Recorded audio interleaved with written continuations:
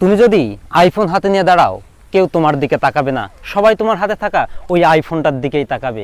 ঠিক সেখানেই যদি ইলন মাস্ক হাতে আইফোন নিয়ে দাঁড়ায়, তাহলে কেউ তার হাতে থাকা আইফোনের দিকে তাকাবে না, সবাই ইলন মাস্কের দিকেই তাকাবে।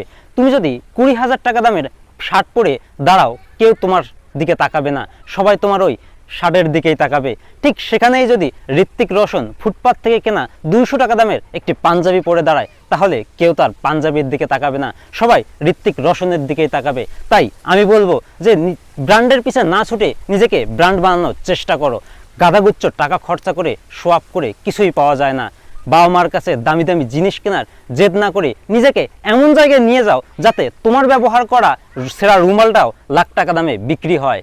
শো আপ তো তারাই করে যাদের ভিতরটা ফাঁপা হয়, আর তাই তো তারা বাহিরটাকে চকচকে করে মানুষের মনোযোগ আকর্ষণ করার চেষ্টা করে। তাই আবারও বলবো, শুরুতে বলা সেই কথাটি, নিজেকে ব্র্যান্ডের পিছে না ছুটে নিজেকে ব্র্যান্ড বানানোর চেষ্টা করো।